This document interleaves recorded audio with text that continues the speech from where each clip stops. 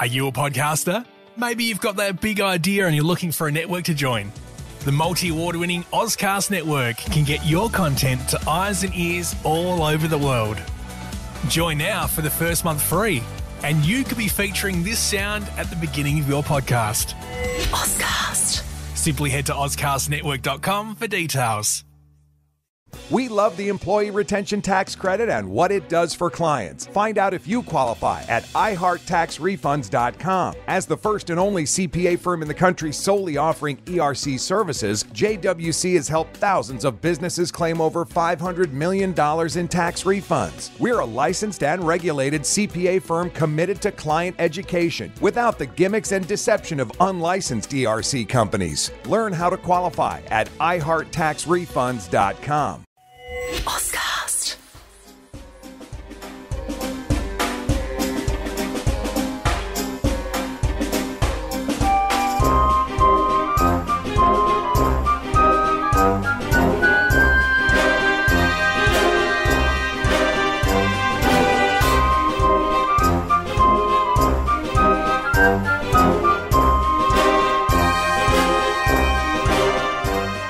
Hello world, I'm Tim Whiffen and you're listening to Strategicon, your window to all things security and foreign affairs. Hong Kong was released from British rule in 1997. It was the dawn of a new age, one in which the People's Republic of China would finally get back a territory seized by British imperial forces back in 1842, after the First Opium War. From the 1840s to its return to mainland China in 1997, the British successfully ran the territory as a commercial entrepot. In many ways, Hong Kong and Hong Kongers were the example of what mainland China could have become had it not been for factionalism, corruption, repressive rule, civil war, and communist dictatorship. But after over 150 years of British stewardship, accustomed to British laws and an outward-looking local economy, reintegrating itself into the People's Republic was never going to be easy for Hong Kong. Beijing's guarantees of autonomy under its promise of one country, two systems, while believed by much of the international community, found skepticism among some when the reality of PRC rule began to make its presence felt post-1997. As a centralized autocracy, Beijing was never going to let Hong Kong flaunt its independence. Autonomy for Hong Kong might become a contagion to other critical parts of the PRC economy, namely the cities of Shanghai, Shenzhen, Guangzhou, Tianjin, Suzhou, and Chongqing. For the PRC, a successful reintegration of Hong Kong meant acquiring a territory rich in economic and human value. It also served as a signal for its long-term ambitions to reunify with the renegade province of Taiwan, a much larger and equally alien socio-political entity. But something has gone wrong with this Chinese experiment. In 2014, Hong Kongers protested against Beijing for its proposed electoral reforms for Hong Kong, the primary objective of which was to pre-screen local candidates for their fitness to stand for the office of Hong Kong's chief executive. The so-called Umbrella Revolution, September to December of 2014, sought to retain local Hong Kongers' political rights to choose their own candidates free from Beijing's interference. The pro-PRC Hong Kong government's use of police and the judiciary eventually brought the protesters to heel. This was seen by protesters as Beijing's creeping erosion of the rule of law in the tiny semi-autonomous city-state. While the UN, as well as some members of the international community and media, were broadly sympathetic to the Hong Kong 2014 protesters, the protesters received no outside help. Almost 5 years later, new protests have hit the streets of Hong Kong, this time over the Hong Kong government's proposal to extradite political descendants to the PRC, potentially further eroding Hong Kong's semi-autonomous status. Hundreds of thousands have protested against this move, and political restlessness in Hong Kong is still ongoing. To discuss what is happening in Hong Kong and the PRC, today we are joined by Dr. Delia Lin from the University of Melbourne. Delia is Senior Lecturer of Chinese Studies and Program Director Master of Translation in a Chinese stream at the Asia Institute. Before we start today's episode, I would like to remind listeners that Strategicon can be found on the Ozcast network, iTunes, SoundCloud, Stitcher, TuneIn, Spotify, and on the Sage International Australia website, www.sageinternational.org.au. Delia, thanks for joining us today. Thank you for having me, John. Delia, if you could just walk our audience through what were the origin points of all the crises that we see coming out of Hong Kong today? As we know, it's called Hong Kong anti-extradition protests. It actually started in March because the extradition bill was introduced by the Hong Kong government in February this year. So right afterward, and there was protests within Hong Kong. So it's ongoing and it still hasn't finished yet. So it's been over 3 months. And the biggest demonstrations happened on the 9th of June, 12th of June, 16th of June, and the 1st of July. And there was some conflict between the protesters and the Hong Kong police as well. So it's gone really huge. And also in terms of participation, we haven't really seen such large-scale demonstration in Hong Kong in history. So, for example, on the 16th of June, the organizers were saying that there were 2 million people on the street. But of course, the Hong Kong police had a different estimate. But there were only 7.5 million people in Hong Kong. So if you're looking at 2 million people on the street, that's 1/3, 1/4 of the population. So that's really huge. It's huge and very significant considering the fact that the People's Republic of China doesn't really like dissent, and certainly doesn't want anything to upset the apple cart with regard to the one China, two systems structure. Absolutely, yeah. It's significant in many ways, and one of the significances is that it's really challenging this one country, two systems formula of unification. So it has a large impact, not just now, but also I think a long-term impact on China, on Taiwan, on Hong Kong, and around the world as well. So it is a challenge. It is a direct challenge to the government, to the Chinese central government's policy of one country, two systems, because Hong Kong basically showed to the world that they don't believe in it, and also showed to the world that China is breaching its promise back in 1997 when China was handing over to the mainland, because at that time the mainland China promised Beijing, we should say, promised that Hong Kong would remain its own system for 50 years. And now we are only just halfway through. And then China was too eager to change that system into one country, one system. This is really interesting. I was thinking about Ted Robert Gur's work in the 1970s about people's expectations, that first and foremost they expect things should get better. But then if they also expect they shouldn't get worse, when both of those expectations are dashed, that's when people tend to really think about big protests and potential, forms of resistance. So what we've got here is a whole population who know it's not going to get better, but who are now genuinely afraid that life is going to get significantly worse. So the idea of 1/4 of them on the street seems more and more likely every month now, and year by year we can only imagine this probably getting worse. Yeah, I mean, the Hong Kong people certainly it seems that they have lost faith in the central government, and also knowing that, because for the past 20 years or so, since the handover, that their lives have changed. And of course, at the beginning, the expectation was that China would change. China would be more like West, or would be more democratic because of the economy that's happening, and then also China's integration into the world in terms of financial deals and economic activities. Then people were expecting that maybe China would be more democratic. So that was the expectation. And of course, now they're seeing that over the past 22 years since the handover in 1997, Hong Kong is losing its freedom bit by bit. And now this extradition bill suggestion was like the last straw on the camel's back. Then they realized they had to. A lot of Hong Kong people are talking about this as a last fight, that they had to fight against it, because otherwise, when this bill got passed, then that means Hong Kong would be part of just an ordinary Chinese city. Then they would be subject to all the legal system, the Chinese legal system, that the common law system in Hong Kong would have been ruined. So they saw this as the last fight, and that's why they're fighting. They wanted to fight to the end.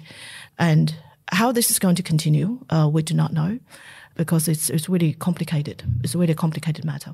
I remember in 1996, 1997, that more and more people were trying to sort of come from Hong Kong to Australia, and particularly Sydney, and make Sydney home. And you'd have all the people flying back to Hong Kong on Sunday night to start work on Monday morning. who are now almost commuting between business there and their family settled here. Have we got any data about whether people in Hong Kong are now starting to look how they're going to leave? Is this the beginning, in a sense, of people who can leave trying to leave? Yeah, definitely. But also after all these years, and the people who are now in Hong Kong who are protesting, a lot of people have stayed behind. So whether it's as easy as 20 years ago to leave Hong Kong, we do not know. But certainly people are worrying. Can I ask, was the international community and were the Hong Kongers themselves naive in terms of their expectations of the People's Republic behaving and keeping faith with the one country, two systems policy? I mean, it was a big stretch, right? I mean, they're a dictatorship. They're actually a totalitarian state. I don't think there are too many totalitarian states that like having democratic enclaves embedded within them, because there is that very real fear that there could be a run on the political process, like, a Hong Kong contagion that spreads out into the other very large cities that are very wealthy on the eastern coast of China. You've just come back from China. Was there any sense that you got from the Chinese people themselves that they were aware of what was happening in Hong Kong? Not really. I just got back from Shenzhen, actually. I was in Shenzhen for a week on a research project, and just 2 weeks ago. So, of course, Shenzhen is just a half an hour trip by ferry to Hong Kong. So I asked many people in Shenzhen, my colleagues, and other people, just random people on the street, whether they know of what's happening in Hong Kong. And the response was no. Most responses, they're not aware what's happening in Hong Kong. And for those people who are sort of aware of it, knowing that something's happening in Hong Kong, they just thought, oh, well, they're protesting again. They don't know what it is for, or how massive it is, how important it is, or why they're doing it. It's just one of the things that Hong Kong people like doing. They're just protesting against something, but they do not know really what is that something that they're protesting against, or how significant it is to the world, to themselves, or to Hong Kong people. So general response was they're not aware of it, which is something that is very worrying. And I said to them, I said, how come you're not aware of it? You can virtually see it. It's just on the other side of the bay. And so no, it's just that indifference is very strong. Just don't care. So in a sense, mainland China sees Hong Kong as different. So if Hong Kong behaves differently, well, that's their problem. That's right. There's no sense of continuity of these people are part of the same country. Yeah, just that's just the Hong Kong people who like to protest, and they do that all the time. So for them, it's just one of the things that the Hong Kong people do. They behave differently. They are different people. So there's no sense of why they're doing it, and asking questions, and what makes people to go on the street. You can only keep most people in the dark for a period of time before, the guys in Beijing and the CCP are going to start thinking to themselves, we need to reimpose a sense of order and control, just in case our ability to manage the message to the rest of the world and to keep mum on what's happening in Hong Kong from the people in the People's Republic under control. So if they can't do that, what happens then? Will there be this contagion? How do people in places like Shenzhen and Shanghai, how do they see themselves in the People's Republic? I mean, they themselves are following a Hong Kong economic model. They're getting wealthier. They're more connected to the international community. Arguably, in many ways, they're more connected to the international community than they are to the CCP Politburo in Beijing. How does this all work? Well, we often think that when a country gets economically more open, and when people travel, when mobility gets enhanced and people travel around the world, then they start to gain more insight, and they start to ask questions, and asking why the information that they have been given is different from the information they could get from outside of the borders. I think that's maybe perhaps too naive to think like that.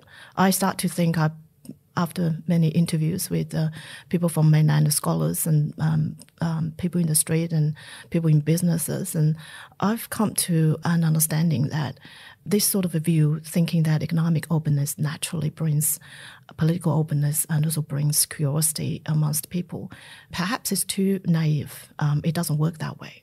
And also it shows to me that brainwashing, well, we call it brainwashing, is very powerful.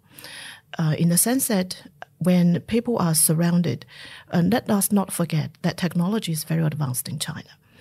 Even though there is Great Wall, Firewall of China, and people don't get the same information as we do outside of the borders, but it does not mean that people are dying to get more information. I'm talking about the vast majority of people. I'm not talking about some group of people who are trying their best to get more information, who know what is going on in Hong Kong. There are a group of people like that, I must say. But I'm talking about the vast majority of people who are within this Great Firewall of China. With this limited information, from our perspective, we think the information they gain is limited. But from their perspective, they think the information they gain is sufficient and is abundant. And so many people have told me, oh, there's so much information going on, I don't know what to choose. So even if there was abundance of information that they do not get, it doesn't really generate their curiosity. And a lot of people who then went overseas and gained access to more information, I asked them, why are you still using Baidu? Why not using Google in Australia? And they said, no, I just don't want all this information. It's so confusing. It's so much easier to just watch CCTV news and gain one and just get one story. It's so much easier that way. And they actually like that.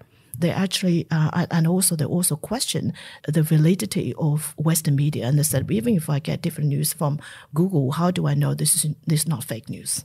This is interesting because we've had a number of podcasts dealing with technology, and we've touched on how countries like the People's Republic of China and Russia manages to control the message going out. But what you're saying is that it's much more than that. It's also that form of social conditioning that people are happy, almost content with what they have, and they don't drag themselves to the front line of questioning what the state is providing them. They just think that, well, this is much better than whatever we ever had before. Exactly. And they're happy with it. Yeah. Exactly. And the government always make them think that way as well. Right. So we should look at, it's not just about constraining information, it's also about reframing information, reframing the world, making sense of the world in a different way as well. It's a paradigm of thinking. So it's not just restraining people from knowing more, but it's also about a systematic sort of almost mechanism in there to reframe the world, reframe messages, reframe what is going on. So when people are so used to that way of thinking, if they have to think differently, they actually feel they're outside of the comfort zone. And many of them don't like that because their everyday life is okay. It's not that they have to live in terrible fear. It's not that they don't have this economic freedom to earn money. The freedom that they have is enough for them to get by. And when that happens, then they're not too concerned about what happens to the other people, and not too concerned about that one day their life could have been changed as well if there were so many re-education camps in Xinjiang. That can happen in other parts of China as well. But they don't think that way because they are conditioned in a particular way of thinking, as you just said. It's interesting because if you look at what's happening in Xinjiang, East Turkestan area with the Uyghurs, and you look at what's happening in Tibet, those areas in Western China are relatively poor and uneducated, so they're easier to brutalize into submission. Whereas if you find dissident movements popping up on the eastern coast of China where people are highly educated and very wealthy and highly motivated, it becomes a much more difficult thing to get on top of because, of course, the People's Republic of China is predicated on centralized political control, but economically people can do whatever it is they like so long as they don't challenge the state. It's a very uneasy balance going forward. Yeah, but there's another aspect to that, and that's they other people when they can, if there's a clear cultural difference. If the othering doesn't work, then the system comes down on you like a ton of bricks. So othering makes it easy because othering guarantees that you can get the majority of the population to look at that othered minority as outsiders who can't be trusted. So Hong Kong, by its very nature, by being a contained space that had been different for so long, it's easy to reframe as, oh, they're just a problem. In the same way that the Uyghurs can be framed as, oh, they're just a problem. And the real fascinating thing here is the power of habituation, that you've got such a large population where economic development is so different so patchy from place to place. And yet, relatively speaking, to the 1950s to the 1970s, everything is amazing. So this is why it's so strange, I think, for us to make sense of this from here, because no totalitarian state in history, other than Germany, probably between 1932 and 1939, has been able to improve the lives of more people so quickly and buy the population off. And we've never seen as effective an example of from hunger to getting overweight, from poverty to money in the bank, from living in essentially the late 19th century in terms of the state of the world to living in modern 21st century cities so fast and on such a scale. It's almost no wonder that they can just tick off, well, look how many things are better. And the CCP keep telling us it's because of them. And if all people have experienced is it's because of them, why challenge it? Well, you see that even with a lot of Western scholars who try to sort of justify the continuing existence of the PRC. They say, well, without the communists, basically the communists had the capacity to lift 400 million Chinese out of poverty. And I mean, it's a very powerful argument. But then as states develop, you kind of think that states will gradually liberalize. No, that is a Western delusion. Well, it may very well be. But then again, it gets back to what I asked Delia before. Were we kidding ourselves in terms of the handover in 1997 with Hong Kong? I mean, will Hong Kong be something easily digested by the People's Republic? Well, that's a whole other question. Can it hold up and survive is one thing. Is it easily digestible, or is it the thing that causes the CCP indigestion? Clearly the Uyghurs aren't causing them indigestion. Yeah, well, and for the reasons that I've mentioned earlier. I mean, they're remote communities, relatively poor and relatively uneducated, which doesn't serve their methodologies well, because when they have to approach something like the People's Republic, they've got to do it with a deal of sophistication which is so far lacking. I mean, the only element of that you'll find is in the Uyghur expat community, and even that's patchy at best. Similarly with the Tibetans as well. And all those guys are in fear because, of course, you've got the PRC goon squads running around the world intimidating people at the same time. Yeah. So it makes it very difficult for them to form a cohesive and rational front. So Hong Kong potentially is the biggest problem because it's a group of people who have the education, are able to earn money, have lived in essentially a modern Western way for an extended period of time, who can only see what they're going to lose. They've got no potential gains, which sets them apart from the rest of China as a whole. That's absolutely right. And that's why the way I see it, this protest, now when we see response from the Hong Kong government, from Carrie Lam, who says that on the 9th of July, saying that extradition bill is dead.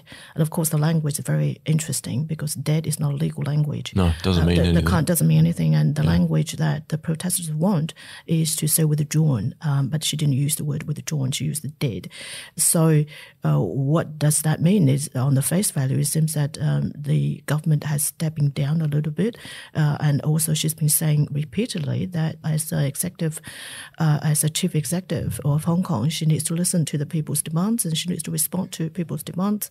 So it seems on the face value that there is a kind of concession made by the Hong Kong government. Of course, in negotiation with the central government, this kind of message comes from the central. It's not just the Hong Kong government acting on its own.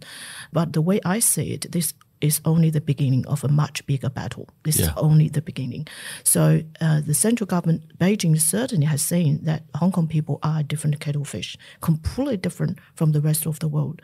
And back to your questions about treating Chinese people differently, we also must bear in mind that the Beijing government is getting more and more sophisticated. The very fact that they could we're talking about 1.3 billion people, and we're talking about 1.3 billion people. The vast majority of the people are supporting the Chinese Communist Party. The vast majority of them are, and they're not unhappy with the party. It shows that the party is very sophisticated in making people feel that they've got the freedom, they've got the kind of good life that they are looking for. Doesn't matter how they've done it, but they certainly have done it. So there's And Hong Kong people are certainly different because they cannot be bought.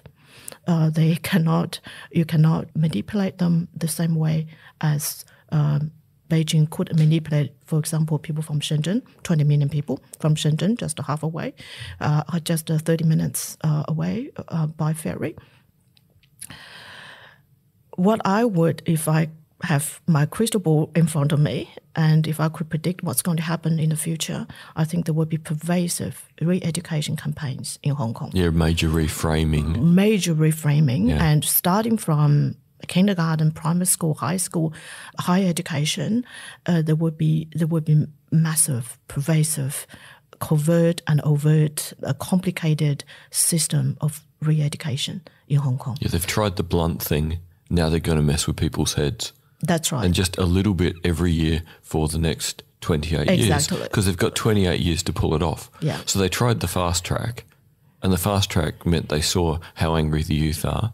So there's a proportion of them that's probably better to let them leave. You know, apply enough pressure that they don't want to be there. And then you're only dealing with ones who are passive enough to stay, and then gradually start messing with their heads. Yeah. So from an international relations perspective, are we surprised that countries haven't adopted a more proactive measure to support the protesters in Hong Kong? I mean, the idea of political non-interference is a big thing for the People's Republic, as it is for the Russian Federation and pretty much every other autocracy in the world. Are we playing their games successfully in terms of not standing by the protesters and letting things just run out of steam and let the Chinese authorities just take things to the next level? Let's devil advocate that. Why would we intervene? Why would anything happen other than people like us talking about it on a podcast? In whose political interest is making a stink about what's going on in Hong Kong? Well, I mean, if you're looking at it in the backdrop of the ongoing trade war between the United States and China, and if you look at the kind of antipathy that's been developed between President Trump and Chairman Xi, you kind of think that there is a potential for one side to shellac the other side from a strategic perspective. I mean, the Americans want to contain China. They're worried about China. They have now engaged in a financial war with China. At what point do the Americans sit back and say, well, look, that's not enough, let's take it up a notch? Yeah, but Hong Kong doesn't take it up a notch. As we've pointed out, the mainstream population of China have no interest in Hong Kong. But who does have an interest in this? That's the Taiwanese. The point. That's the point I was trying to get at. Internationally, who cares? Okay. Who is significantly affected? And I think you just touched on the absolute answer. Right. Excluding the Taiwanese, probably nearly nobody. But Taiwan is a significant player in all of this, isn't it? It also falls within the one country, two systems policy. Well, it's significantly endangered. Does that make it a significant player? It has financial capital. It has capacity that Hong Kong probably doesn't have by dint of having a population of 23 million as opposed to 7.4 million. So maybe size does make. Well, the significant thing is it's armed to the teeth. What good is cash? The significant thing is being armed to the teeth. The significant thing is being seen to be able to fend off any potential Chinese invasion of that island. To make sure it's so costly. Yes. That's all they can do. They can't fend it off. They can just make it costly. So it's kind of like a defensive offense. Yeah. Yeah. Kick this off, there's nothing left. Yeah. Should there be some British guilt? All this for dropping. I'm actually glad that you raised that, Tim, because you know when the protesters stormed Parliament in Hong Kong, they put out the old colonial flag, and I would have expected that in London people would have been I think panicked by that because firstly they don't want to be seen as neo-colonial, but then also they don't want to be drawn into international relations issues when they themselves don't even know what Great Britain's going to be about with regard to Brexit. And I think that most people are so internally focused. They're wrapped up London. in their own rubbish to such an extent. They may want to do something, but they simply can't do anything. And there may very well be that guilt going on, and maybe also not even so much guilt, but their incapacity. Well, their incapacity to help. They may want to genuinely help. At least some people in the Foreign Office will probably want to put their foot down and say, look, China, you really got to do something about this. But how could they articulate that at a time when they themselves are rudderless? Yeah, but the real thing they can do, if they do anything at all, is make it relatively easy for people to leave Hong Kong for Britain. They're going to do that? No. Right. So what are they going to do? Nothing. Right. That's exactly what we're seeing. Because the international coverage, I mean, if you compare this, if you look at the scale of protest, I mean, it should attract... Should be huge. Should attract more international coverage, but it hasn't been so. If we especially compare the international response to that in 1989, there's absolutely no comparison. So internationally, I mean, at that time, the US and other Western countries could still sort of teach China a lesson or two on democracy and all that to use those moral justifications, but not anymore. Now, economically, China is so powerful, and every other nation is really scared of China's economic power. Didn't really want to flex the muscles against the Chinese, against Beijing. So we see really very. We see some responses, but not really much. And on the 9th of June, there were other protests in other countries to support, sort of stand in solidarity with the Hong Kong people. That's about it. But of course, the strongest response we get is from Taiwan, and especially regarding one country, two systems. So from Hong Kong, Taiwanese governments and Tsai Ing-wen and also opposition saw the future of Taiwan from what's happening in Hong Kong. Yeah. So, how do you think that's actually going to play out with the Taiwanese presidential elections? I think they come up in January next year. That's right. And certainly both the opposition leader, Guo Yu, and also Tsai Ing-wen, the president, they've both spoke very publicly against one country, two systems, and this has never happened before. So Tsai Ing-wen came out on the 15th of June, and she openly condemned to one country, two systems, and also the extradition bill, and calling it a malicious law, and saying that Taiwan is not going to be part of it. And then Han Guoyu has always been perceived as a pro-China figure, or criticized by the opposition as a pro-China figure. But he came out on the 15th of June, openly, first time ever, condemning in front of tens of thousands of supporters in the Yunnan County, condemning one country, two systems formula, and saying that it's not going to happen in Taiwan. Taiwanese people are not going to accept this formula unless, and then he said, unless over my dead body. And he said, over my dead body in English. So that's that whole point, that what they can do is say, this is going to cost you so much. Don't push. So part of this reframing we would now expect with Beijing, reframing all of this, is to find as many ways as possible to put a wedge between people in Hong Kong and Taiwan, to guarantee that the two groups can't find a way of resisting together. That would seem the next logical step, divide and conquer. It's worked so well for the CCP so far. Just up the game of divide and conquer. I have a question. Just listening to Delia talk about Taiwan, I'm wondering, I mean, not that this will happen, but stay with me for a moment. The upcoming presidential election in Taiwan, it looks at the issue of Hong Kong. Taiwanese nationalism makes a huge comeback, and then Taiwanese nationalists take over Taipei, and they just say, go to hell, PRC. We're not going to have a bar of this, one country, two systems policy. What will that do to the PRC's ambitions? I mean, David said, well, okay, they can play the divide and rule game, and that's fine. But if they lose Taiwan in the process, but keep Hong Kong, they get a smaller prize. They don't get their two systems. And really, the idea of a regionalized Cold War turning hot between the People's Republic and Taiwan becomes a very real thing, doesn't it? Okay, well, let's look at two things in that just quickly before we jump in. How many countries have withdrawn their recognition of Taiwan in the last year? It's at least a few. They've got less people recognising them as an independent entity than almost at any point. So most of the world don't want a bar of this. China's getting closer and closer to being able to, shut down the South China Sea.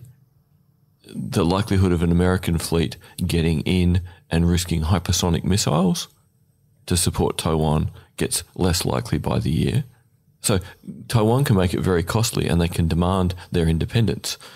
But it's almost like Eritrea in whatever it was, the late 80s, early 90s, delinking from the world, just saying we're not going to play. You can delink, yes, but are you going to delink with friends and support and a cash flow? That's the bit I really question in all this. That's exactly right. I think, of course, Taiwan can say that we don't buy this one country, two systems now. But I don't think China will have, or Beijing will have sleepless nights over this, because it's just it's just a rhetoric. You're not buying this rhetoric. We can change the rhetoric. If you don't buy one country, two systems, fine. Let's go for one country, one system.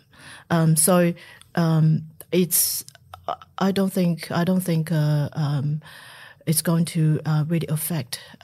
Of course, the response from Taiwan shows that Taiwanese people, or especially for the upcoming presidential election, the candidates need to have a stance over this one country, two systems, given the Hong Kong protests. And I think that really Hong Kong protests have helped Taiwan see the disillusional sort of characteristic of one country, two systems, which I think is positive. At least they're not going to buy that. They're not going to roll over. They're not going to roll over. But it doesn't mean that China or Beijing is going to have one step back for taking Taiwan over. That's certainly on taking Taiwan over is certainly on the high agenda of Xi Jinping, and he's said many times that we must unite with Taiwan, and this must happen. So he has used very strong words for it. It's just that only means that Beijing is going to rethink its strategy, rethink its next steps ahead regarding this. I don't think Beijing is going to withdraw from this ambition at all. You know, I do agree with you, but I think the caveat is that we live in a fluid international structure. And if we're talking about China in isolation of the rest of the world, it can think, plan, and do what it likes, because it will. But I think it will have to also realize that it will be in a world of other states that may see opportunity in also playing wedge politics and utilizing Taiwan as a thorn in Beijing's side, even if it doesn't get to a war, even if it doesn't get to anything significant. But the fact of the matter is that you've got this entity, it's meant to be part of China. It's now declared itself not wanting to be part of China because of what happened in Hong Kong. Hong Kong may be socially engineered to accept its fate. Taiwan is still geographically removed from the Chinese mainland, so it can afford to maintain itself as an independent structure. And look, one day President Trump won't be president, and we don't know who the next president's going to be of the United States. Yeah, but if we want to look at this thing, how do we positively affect this? You've just essentially touched on it in a roundabout way. If most countries simply said, if there's a choice of buying something made, in China or Taiwan, buy the Taiwanese version. Provide the Taiwanese with more economic resources, they can buy more weapons. Their capacity to have a horrible conflagration as the cost of taking them could buy them decades. Sure, absolutely. Now, have we seen even the Europeans who are tree huggers be that civilized? No. And we have to also realize that, China is still very early in its political development, and the CCP aren't going to be there forever. I mean, the Soviet communists fell after 70 years of autocracy. But they couldn't deliver. They couldn't, but we don't know whether or not the Chinese economy is going to stay as stable for the CCP to deliver the goods for the next 20, 25 years. So the greatest game changer here is not necessarily what Taiwan or Hong Kong do. It's actually CCP. It's if the PRC can... It's the CCP. Yeah. If the CCP can keep the economy upright, the world trucks along. If the CCP can't keep the economy upright, that then opens up the whole thing for Taiwan to be able to do more, for Hong Kong to be able to sustain its identity. And that's exactly the priority for the CCP at the moment because of this trade war with the US. That's why we see that seems that there was a concession made in Hong Kong that Carrie Lam responded so quickly, exactly because now CCP understands that at this time that the priority is really on the economic front, and they have to make sure that the middle class in the mainland are not going to be affected by this upcoming trade war with or already happening with the US. That's really absolutely their priority. And that's why we really shouldn't see this response by the Hong Kong government as a trump for a victory for the protesters. It's not a response the way I see it. I don't see it as a response. Because if you look at the CCP as a dictatorial sort of regime, they do not operate by responding to the people's demands. It's not the way they operate. So this sort of concession made is really, it's because of the timing purely because of the timing of it, and also the priority of. It was economic necessity, not political openness. That's right. Yeah, it's definitely not a sign of political openness, and I agree with David in the sense that it's with the real game playing. Really, the player is really the CCP to see how long CCP is going to last. As long as it lasts, I don't think there will be any substantial changes to its policies of Taiwan and Hong Kong. So really the economic question becomes a two-sided thing. If we want to help Taiwan, buy Taiwanese, not Chinese. And if we want to bring the CCP down, actually do the trade war properly. Apply sufficient pressure. Yeah, don't do it as a Trumpian, half-organised trade war about better economic terms for America. It needs to be a trade war to destabilise a dictatorship, which is an entirely different kind of trade war. Absolutely. Well, okay. Thank you very much for all of that. And Delia, thanks for joining us today. There was a very interesting take on the ongoing crisis that's happening in Hong Kong. Thank you very much, John. It's been a pleasure. Thank you. Thanks, Delia. Thank you, David. Thanks for listening, everyone. We hope that you'll join us for our next exciting adventure through the world of geopolitics. Remember that you can subscribe to Strategicon through the Ozcast network, iTunes, SoundCloud, Stitcher, TuneIn, Spotify, and please like us on the Sage International Australia Facebook site and follow us on Twitter. We appreciate your support. Also, please comment on any of our articles and podcasts through Facebook, LinkedIn, Twitter, and of course on the Sage International Australia site. We welcome any constructive feedback that can help improve our products, and we look forward to engaging with our followers. Until next time, goodbye.